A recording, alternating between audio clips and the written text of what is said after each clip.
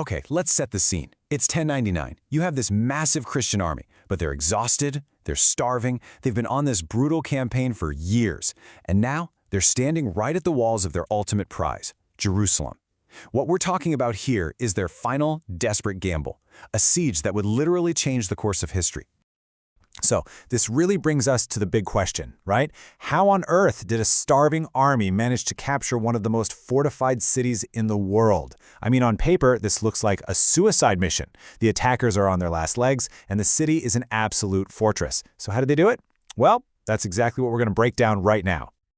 To really get this, we had to rewind a bit. This whole thing kicked off years earlier, when Pope Urban II made his famous call to reclaim the Holy Land. And man, what a journey it was. We're talking about a grueling march across thousands of miles, fighting off enemies, battling starvation, and through it all, they had just one single-minded goal. And by 1099, Jerusalem was that final prize. But here's where it gets interesting from a political standpoint. The city wasn't actually controlled by the Seljuk Turks, the guys the Crusaders had been fighting for most of their campaign. Nope. It was held by the powerful Fatimid Caliphate, based in Egypt. But for the Crusaders on the ground, that was just a detail. Their goal was simple: take back the city they believed was the center of their world. Easier said than done, though. Taking Jerusalem was going to be an absolutely incredible challenge. Let's really dig into what they were up against, because this wasn't just any city. We're talking about one of the most formidable fortresses of its era. I mean, just look at these defenses. You've got these incredibly strong stone walls dotted with towers that gave the defenders a perfect high ground advantage. The gates were a network of fortified death traps, and inside, the garrison was well supplied, well armed, and totally prepared for a long siege. For the guys on the outside, it was a total nightmare. And this slide, wow, it just lays out the mismatch perfectly. It's a tale of two armies, really.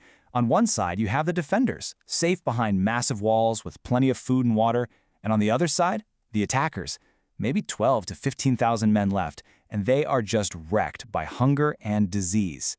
To say the odds were stacked against them, well, that's a massive understatement. Okay, so the siege is on, but any hope for a quick, decisive victory, that just evaporated almost immediately.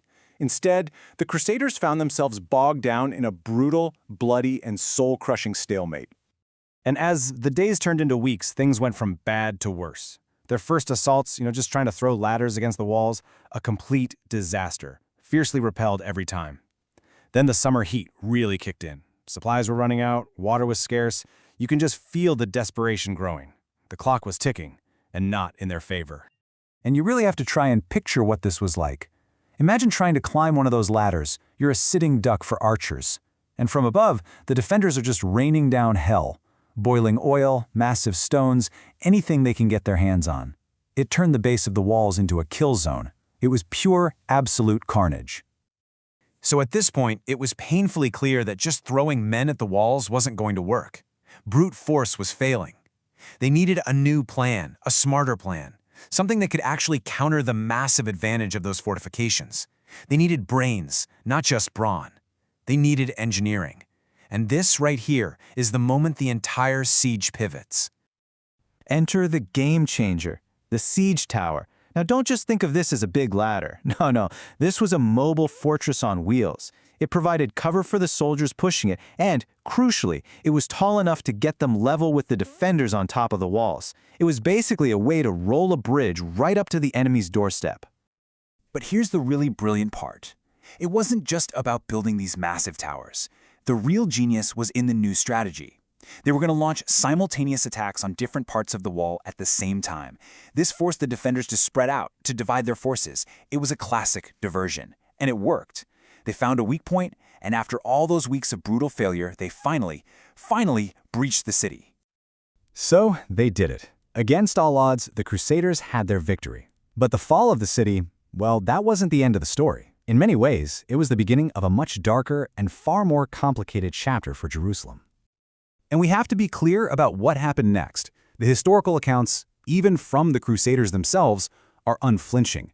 The victory was immediately followed by a horrific massacre. The city's Muslim and Jewish inhabitants, men, women, and children, were slaughtered in the streets, in the mosques, in their own homes. It was an act of extreme brutality that would leave a deep, poisonous scar on the region for centuries to come. Right away, they had to figure out who was in charge. A new government was set up. But what's really telling is that its new leader, Godfrey of Bouillon, refused to be called king. He said he wouldn't wear a crown of gold in the city where Christ had worn a crown of thorns. Instead, he took the title Defender of the Holy Sepulchre. This one little detail tells you everything about the deeply religious and now political character of this new Crusader state. The consequences of this siege were just immense. Think of it like a stone thrown in a pond. The ripples just kept spreading for centuries. For one, it established the Kingdom of Jerusalem, a Crusader state that would last for nearly 200 years.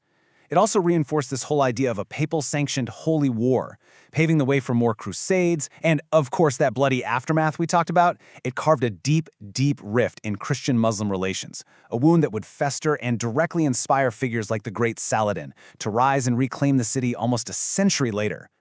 Which leaves us with this powerful and pretty unsettling question. Was this a divine victory or a human tragedy? I mean, for the Crusaders who survived, it was nothing short of a miracle, the fulfillment of their sacred quest. But for the people inside the city's walls, it was an unthinkable nightmare. The Siege of Jerusalem was, without a doubt, a pivotal moment in history. And its complicated legacy of faith, of brutality, of conquest is something we're still wrestling with today.